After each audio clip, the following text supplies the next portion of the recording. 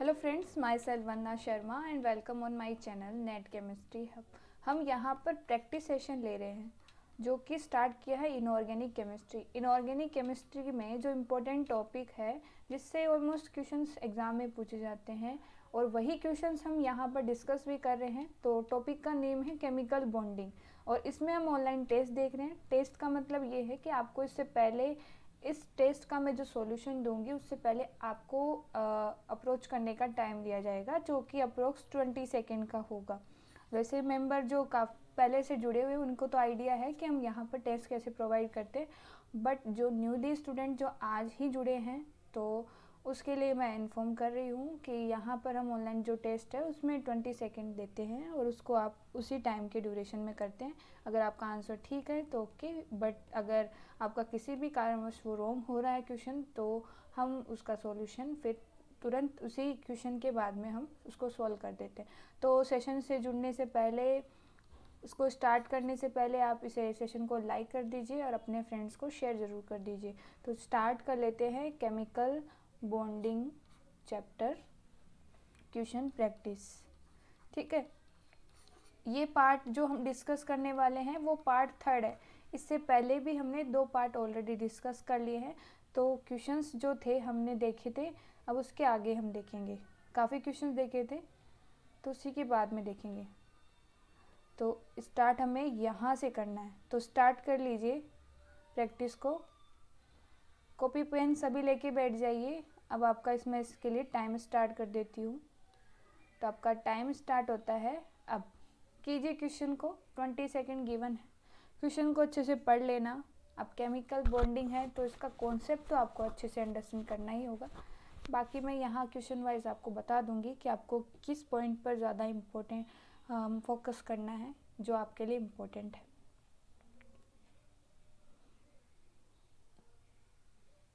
हाँ, तो आपका टाइम अप होता है। क्वेश्चन क्या है? Arrange the following in the increasing order of bond angle. Bond angle के बेसिस पर आपको इन चारों मॉलिक्यूल्स को अरेंज करना है। अब बॉन्ड एंगल दे रखा है तो VSEPR थ्योरी आपको यहाँ पर अप्लाई करनी पड़ेगी, जिसमें आपको सबसे पहले तो इसका हाइब्रिडाइजेशन निकालना है। ठीक है, क्या निकालना है? हाइब्रिडाइजेशन। अगर हाइब्रिडाइजेशन सेम हुआ, सेम होने के बाद में आप लोन पेयर देखोगे। लोन पेयर, अगर लोन पेयर आपके इंक्रीज हो रहे हैं तो आपका बॉन्ड एंगल डिक्रीज हो जाएगा। अगर लोन पेयर आपके क्या हो जाए? सेम। यहाँ पर भी हमने सेम के बाद में बात की है, तो ये इस तरीके से आपको ऑर्डर फॉलो करना है। पहले हाइब्रिडेशन चेक करना है, वो सेम हो जाए तो लोन पेयर। अगर लोन पेयर सेम हो जाए तो आपको देखना है सेंट्रल एटम की EN। अगर सेंट्रल EN का केस देखना, अगर सेंट्रल एटम की EN इंक्रीज हो रही है, सेंट्रल एटम की EN, तो आपका जो बॉन्ड एंगल है वो इंक्रीज हो जाएगा। बस इतना सा आपको ध्यान रखना है।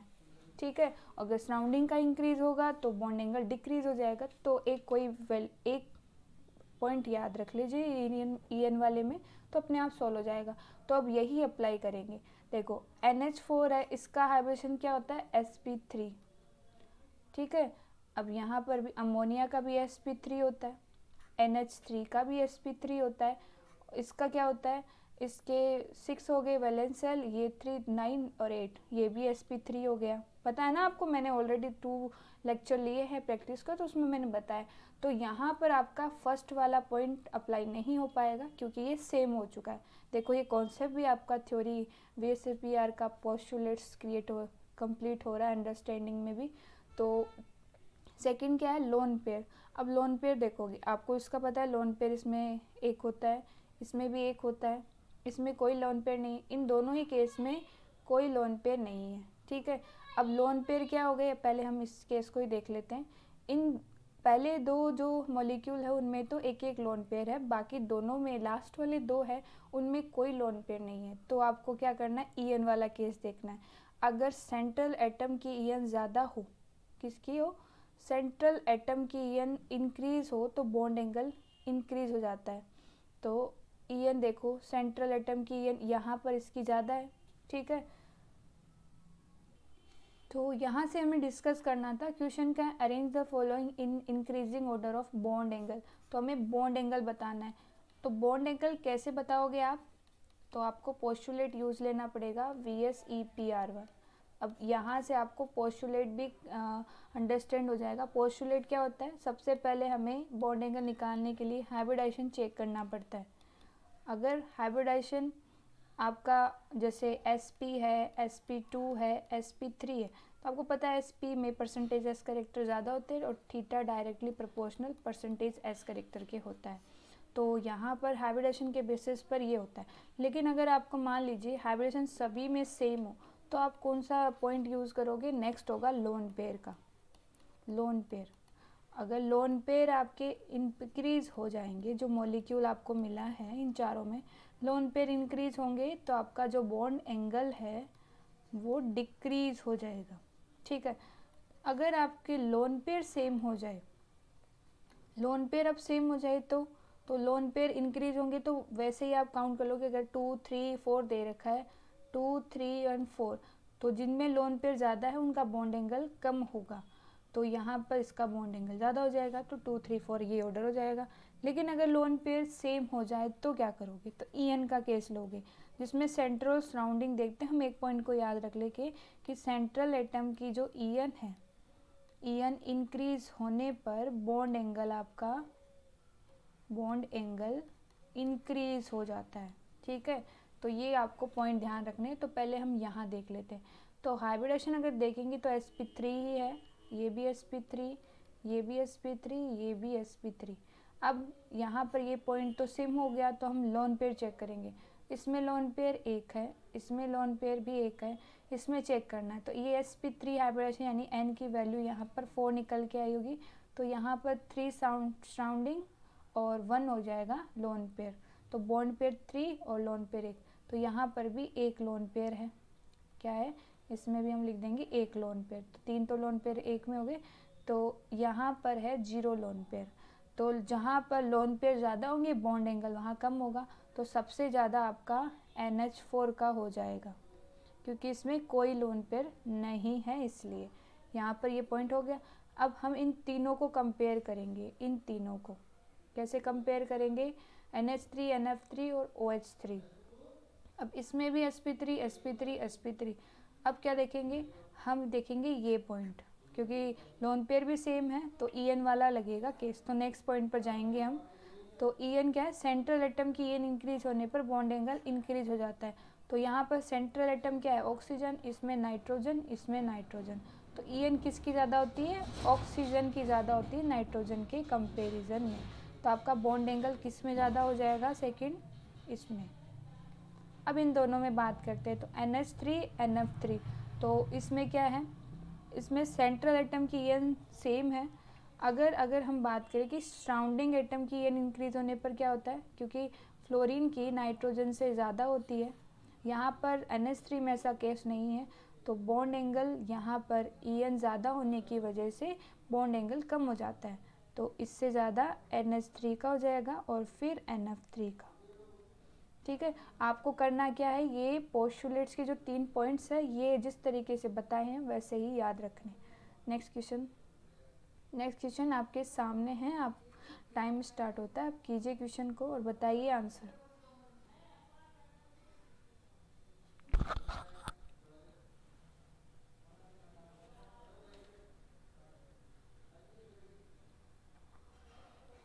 सेशन को अभी लाइक नहीं किया है तो लाइक ज़रूर कर दीजिए, फिर हम इसका सॉल्यूशन देखते हैं। तो क्वेश्चन क्या है? The shape and geometry of XCF3+। तो शेप बतानी है, शेप या फिर स्ट्रक्चर भी बोल सकते हो, और ज्योमेट्री। आपको डिफरेंस तो पता ही होगा। तो शेप क्या है इसकी पहले तो निकालते हैं। XCF3+ दे रखा है, तो वैलेंस सेल में जिनोन के 8, ये 3 फ्लोरीन है ना, यूनिवैलेंट स्पीसीज। प्लस का क्या करते हैं हम? माइनस ले लेते हैं। तो यहाँ पर आपको काउंट करना है, तो ये कितने हो जाएंगे? 10। तो 10/2 तो 5। तो इसका क्या होता है? इसकी जो हमें पहले बतानी है शेप। वैसे ज्योमेट्री हमें पता है TBP होती है, ये तो हो गई इसकी ज्योमेट्री जो इनिशियली होती है। शेप क्या होती है? जिसमें लोन पेयर भी हमारे कंसीडर रहते हैं। तो शेप वाले में क्या हो जाएगा? यहाँ पर कितने बॉन्ड पेयर हैं? 3 तो बॉन्ड पेयर हैं, तो रिमेन कितने हैं, 2 लोन पेयर। ये हो गए बॉन्ड पेयर, ये हो गए लोन पेयर, तो 3 + 2। तो उसी हिसाब से हमें ट्राइगोनल बाइपिरामिडल में, जैसे ये होती है ना ट्राइगोनल बाइपिरामिडल, तो इसमें इक्वेटोरियल पोजीशन पर परसेंटेज एस करेक्टर ज़्यादा होते हैं, तो यहाँ पर ही लोन पेयर एग्जिस्ट करते हैं। तो यहाँ पर हम क्या करेंगे, इन लोन पेयर को यहाँ पर लगा देंगे। तो ये कौन सी शेप हो गई, इसे क्या कहते हैं हम, 3 bond pair and 2 lone pair. तो ये जैसे टी लग रहा है, उल्टा टी इस तरीके से होता है टी, ये उल्टा टी है, तो ये टी जैसा हो गया, तो T shape and TBP। Option कौन सा हो जाएगा, बी। नेक्स्ट क्वेश्चन देख लीजिए किस किस का राइट आया है, वैसे इसमें कोई इशू नहीं होना चाहिए। नेक्स्ट क्वेश्चन आपकी स्क्रीन पर है, आपका टाइम स्टार्ट होता है। कीजिए क्वेश्चन को और बताइए क्या आंसर आता है आपका।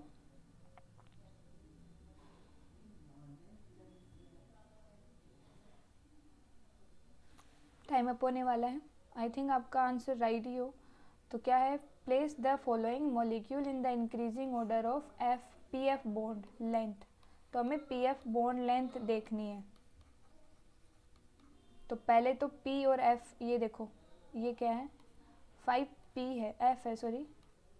तो हमें एक PF बॉन्ड को कंसीडर करना है। मान लीजिए हमने ये कंसीडर कर ली है, फिर आगे नेक्स्ट और बनाएंगे, और ये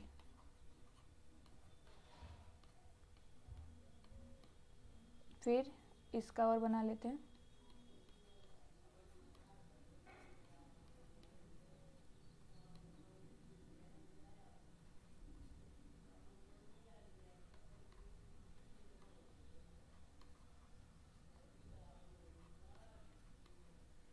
ये इस तरीके से स्ट्रक्चर होती है।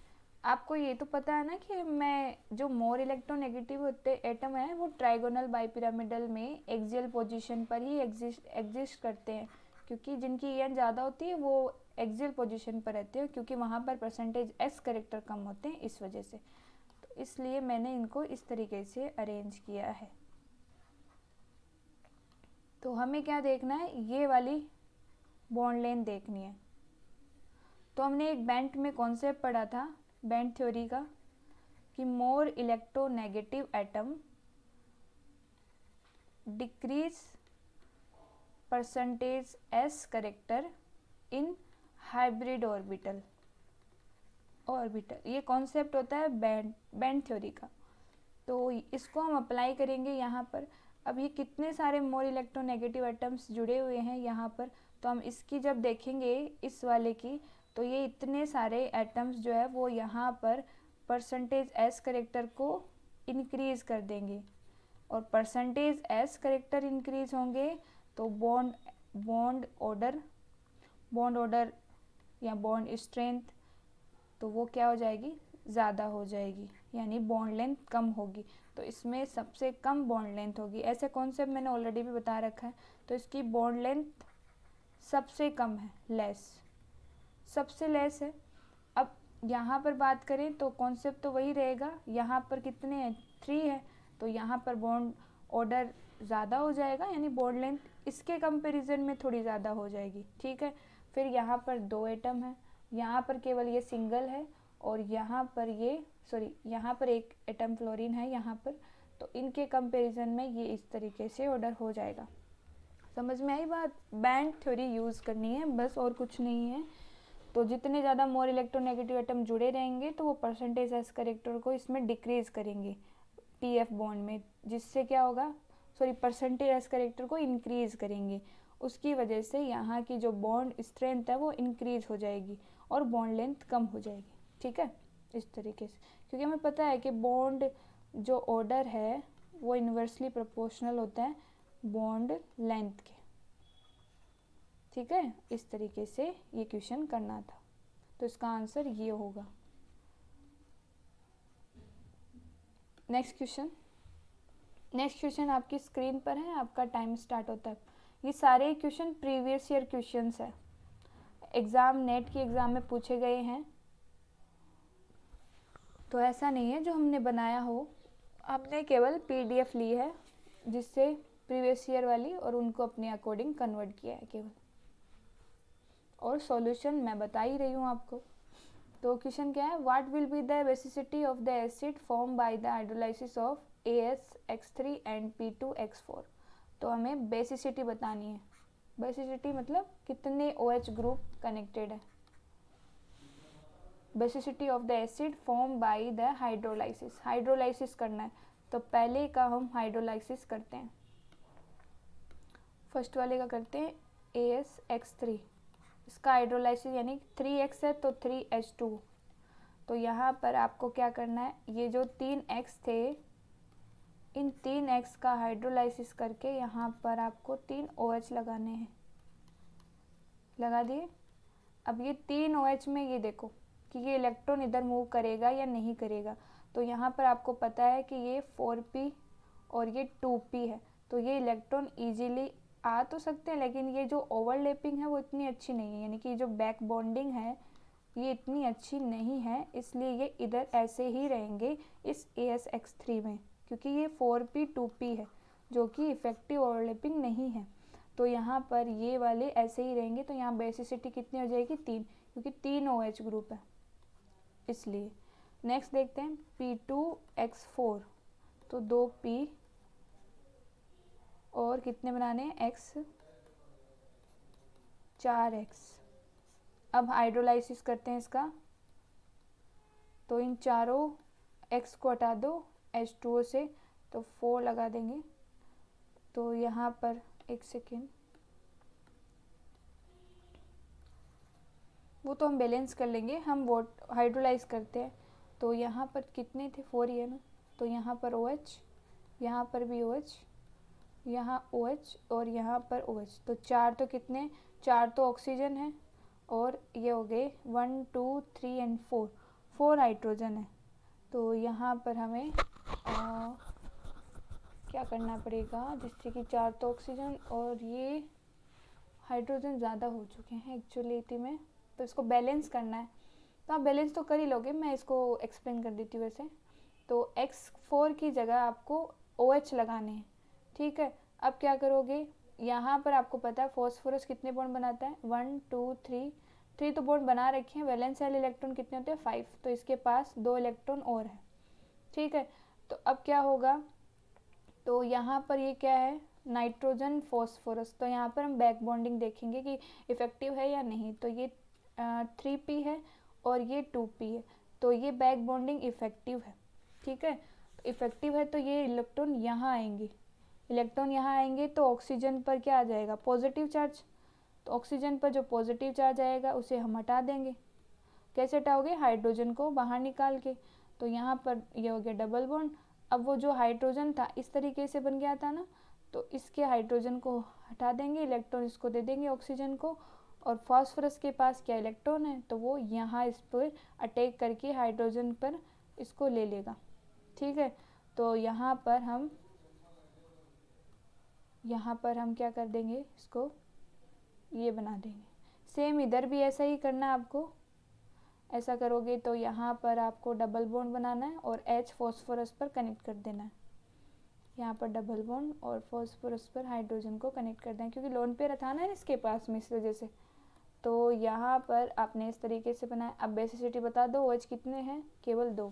तो यहाँ पर पहले वाले में तो 3 और दूसरे वाले में 2 है, तो 3 और 2 ऑप्शन फर्स्ट। नेक्स्ट क्वेश्चन देखते हैं। नेक्स्ट क्वेश्चन कीजिए और बताइए क्या आंसर आता है। कमेंट सेशन में कमेंट ज़रूर लिखा करो, और अगर लेसन अच्छा लगा हो तो लाइक ज़रूर करके जाया करो।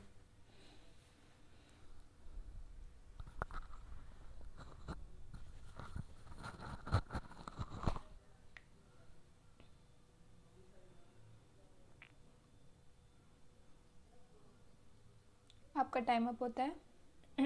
तो which one of the following is more stable, तो आपको ये बताना है, इन दोनों में ये कंपैरिजन करना है, इन दोनों का, और फिर इनका करना है। तो OH CH2F और SHCH2+, तो यहाँ पर बैक बॉन्डिंग का रोल लग जाएगा। यहाँ पर ऑक्सीजन का 2p हो गया, इसका भी 2p, यहाँ पर इसका 3p। वैसे सल्फर में वैकेंट ऑर्बिटल भी तो होते हैं ना, तो 3d ले लेंगे ना, 2p भी 3p भी काम में आ सकता है, 3d और ये 2p। तो यहाँ पर देखो 2p इफेक्टिव है, स्मॉलर साइज है तो बैक बॉन्डिंग इफेक्टिव होगी, तो यहाँ पर ये वाला ज़्यादा स्टेबल होगा, मोर स्टेबल बैक बॉन्डिंग की वजह से। अब इनमें बात करते हैं, तो यहाँ पर CH2F CCl2 CBr2 यहाँ पर ये बना हुआ है। तो यहाँ ये बताना कि कौन से में ज़्यादा इफेक्टिव बैक बॉन्डिंग होगी। तो आपको पता है ये 2p है, ये 2p 3p है, और ये 2p 4p है, और ये 2p 5p है। इस तरीके से हमें पता ही है ये चीज़ें। तो जहाँ पर जितना ऑर्बिटल छोटा होगा ऑर्बिट इफेक्टिव ओवरलैपिंग होगी, यानी बैक बॉन्डिंग इफेक्टिव होगी, तो बैक बॉन्डिंग की वजह से ये स्टेबिलिटी हो जाएगी। ठीक है, तो किस किसने राइट किया देख लीजिए। नेक्स्ट क्वेश्चन कीजिए। सिंपल सा है, इसमें कुछ नहीं, आपको एक तरीका याद रखना है, टेबल है उसको अकॉर्डिंग याद कर लेना।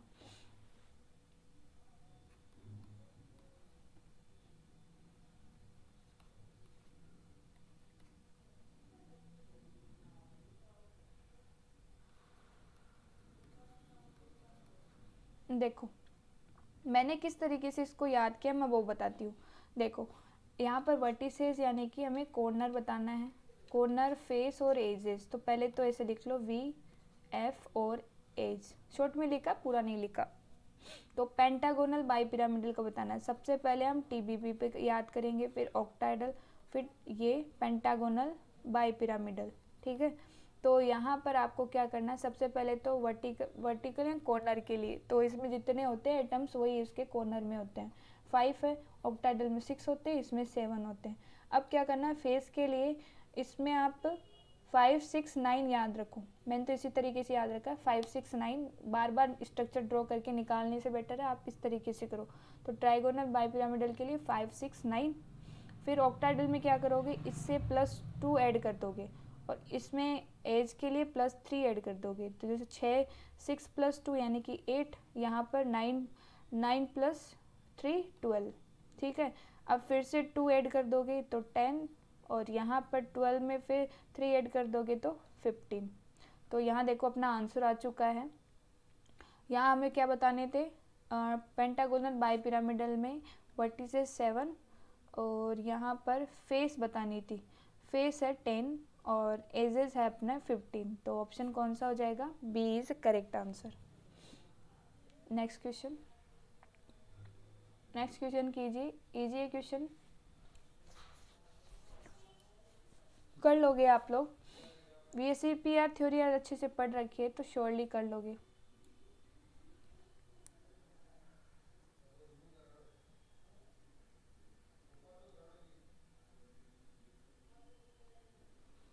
आपका टाइम अब पता है। क्वेश्चन क्या है, विच एंगल θ1 और θ2 is greater in the magnitude. कौन सा एंगल ज़्यादा है, θ1 या θ2। तो आपको पता है यहाँ पर सिलिकॉन और इसमें ऑर्बिटल्स होते हैं वैकेंट्स, तो वो इसमें इन्वॉल्व हो जाएंगे बैक बॉन्डिंग में। तो यहाँ पर फर्स्ट सेकंड वाले में बैक बॉन्डिंग हो रही है, और बैक बॉन्डिंग होने की वजह से बॉन्ड एंगल क्या होता है, बॉन्ड एंगल इंक्रीज हो जाता है। इसकी वजह से यहाँ पर कोई बैक बॉन्डिंग नहीं है, तो यहाँ पर सिलिकॉन की वजह से यहाँ बैक बॉन्डिंग इंक्रीज हो जाएगी, तो θ2 इज ग्रेटर देन टू θ1। ठीक है, नेक्स्ट क्वेश्चन देखते हैं। नेक्स्ट क्वेश्चन आपकी स्क्रीन पर है, आपका टाइम स्टार्ट होता है। अब क्वेश्चन को अच्छे से रीड कर लेना, ये क्वेश्चन ऑलवेज पूछे जाते हैं एग्जाम में, फिक्स है ये क्वेश्चन।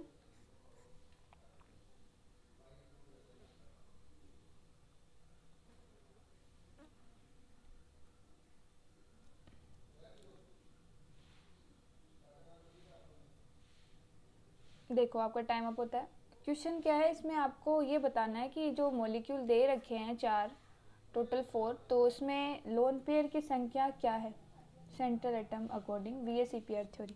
तो 2 लोन पेयर बताने किस में, तो चेक तो हमें सबको ही करना पड़ेगा। पहले ऐसे 4 को करते हैं, तो 6 प्लस में 4 डिवाइड बाई 2 यानी कि 10 डिवाइड बाई 2 यानी 5। तो 4 बॉन्ड पेयर और 1 लोन पेयर, एक लोन पेयर है तो ये तो नहीं हो सकता। कितनी स्पीसीज है ये बतानी है। BF4 देखते हैं, BF4 माइनस, तो इसके वैलेंस इलेक्ट्रॉन बोरॉन के 3, ये 5 हो जाएंगे, माइनस वाले को प्लस कर दिया, डिवाइड बाई 2 8 डिवाइड बाई 2 यानी कि 4। तो इसमें 4 बॉन्ड पे 0 लोन पे, तो ये भी कैंसिल। HCF4 आपको पता है HCF4 की स्क्वायर प्लेनेट ज्योमेट्री टाइप होती है, तो स्ट्रक्चर सॉरी। और तो यहाँ पर आप क्या करोगे, जिनोन के 8 एंड 4, तो यहाँ पर डिवाइड बाई 2 एंड ये हो जाएगा ये जाएंगे टोटल 12 डिवाइड बाई 2 एंड 6। तो कितने bond pair 4 and lone pair 2। अब कौन सा है ICl4, यानी ये तो अपना है ICl4 माइनस, तो I के हो गए 7 और ये 4 और एक प्लस ऐड कर देते हैं, माइनस का प्लस करते हैं ना, तो यहाँ पर ये हो जाएगा 12 डिवाइड बाई 2, ये हो जाएगा 6। और यहाँ पर कितने 4 बॉन्ड एंड 2 लोन पेयर, तो यहाँ पर ये भी राइट हो जाएगा। तो दो ऐसी मॉलिक्यूल्स है जिसमें नंबर ऑफ लोन पेयर 2 है, तो ऑप्शन क्या हो जाएगा ए, एक तो HCF4 एक ICl4 माइनस। नेक्स्ट क्वेश्चन कीजिए, नेक्स्ट क्वेश्चन को, ये तो काफ़ी सिंपल है।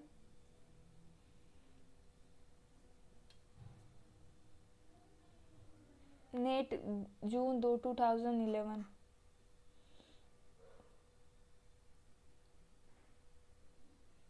स्टार्टिंग के क्वेश्चन है। चलो टाइम अप होता है। इन द मॉलिक्यूल H2NH3CH4, तो इसके बारे में तो हम BSc फर्स्ट ईयर से ही पढ़ते आ रहे हैं और मैंने ये पढ़ा भी रखा वैसे। तो the bond angle are same, तो आपको पता है इनमें सेम नहीं होता बॉन्ड एंगल, तो ये तो कैंसिल हो जाएगा। The bond distance are same, तो ये भी नहीं होगा। The hybridisation are the same, हाँ ये सही है, इसमें भी sp3, इसमें भी sp3 और इसमें भी sp3। The shape are the same, तो शेप भी सेम नहीं होती, तो ऑप्शन कौन सा करेक्ट हो जाएगा, C is the correct answer. Next question, ये सारे VSEPR थ्योरी को ही इंक्लूड करते हुए बनाए गए हैं, जिससे कि आप VSEPR थ्योरी के कॉन्सेप्ट को समझ लें।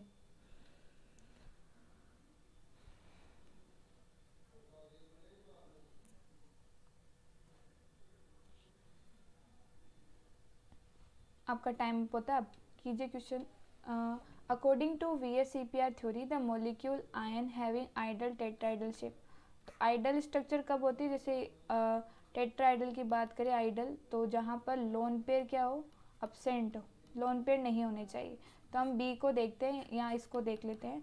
सिल्फर के वैलेंस इलेक्ट्रॉन 6 + 4 डिवाइड बाई 2 यानी 10 डिवाइड बाई 2 यानी 5। बॉन्ड कितने हुए इसमें 4 और लोन पेयर 1, यानी कि इसमें एक लोन पेयर है, तो ये तो आइडल टेट्राइडल नहीं हो सकती, और वैसे भी ये 5 है तो वैसे भी नहीं हो सकती। इसमें देखते हैं सल्फर के 6 और माइनस चार्ज है 2, तो डिवाइड बाई 2 एंड यहाँ हो जाएगा 8 डिवाइड बाई 2, फिर ये 4, तो 4 बॉन्ड पेयर और 0 लोन पेयर। ठीक है, बॉन्ड पेयर कितने जाएंगे 4, तो आंसर कौन सा हो जाएगा, option B is the correct answer. Next question है,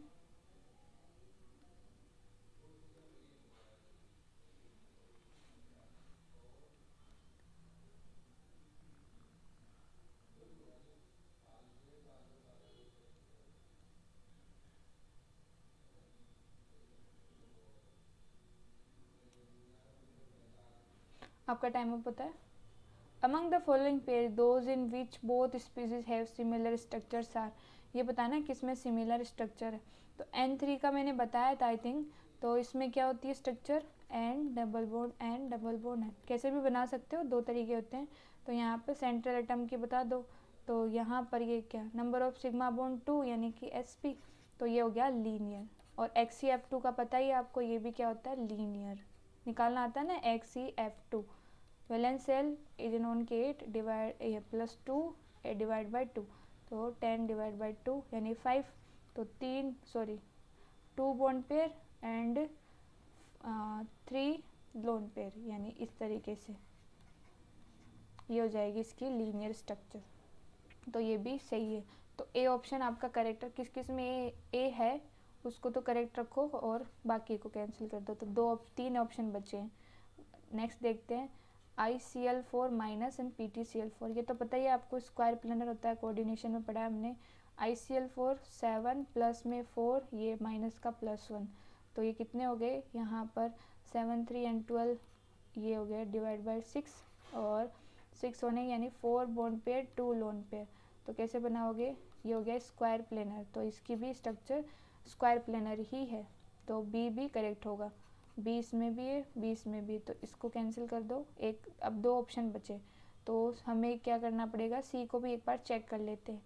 तो सी ये है, सी में क्या है Cl Cl प्लस, तो 7 प्लस में 2, 2 को ये प्लस है तो माइनस कर देंगे, तो 1 ऐड कर देंगे, तो 8 डिवाइड बाई 2 यानी 4, तो 4 क्यों जाएंगे 2 bond pair and 2 lone pair, तो इस तरीके की शेप हो गई वी शेप।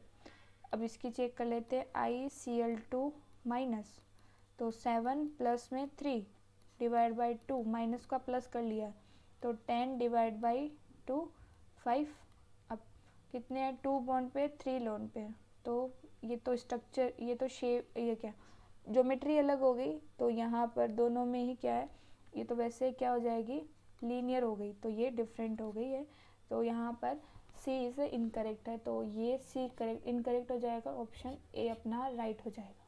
ठीक है, नेक्स्ट देखते हैं, तो यहीं तक रखेंगे। नेक्स्ट हम प्रैक्टिस इसके 4th पार्ट में देखेंगे, जो अभी रिमेन्स है और काफ़ी क्वेश्चंस है, सारे प्रीवियस ईयर ही देख लेंगे यहाँ पर हम इस केमिकल बॉन्डिंग के। तो आई होप आपके लिए ये प्रैक्टिस सेशन अच्छा रहा हो, आप इसे शेयर ज़रूर कर दीजिए, और अभी जैसे ही आप देख के जाते हैं तो लाइक ज़रूर कर दीजिए। ठीक है, ये हमारे लिए एक कॉम्प्लीमेंट्स है और हम इससे आपको और भी बेटर प्रोवाइड कर सकते हैं। So thanks for watching and thank you, keep smile, keep study with net chemistry hub.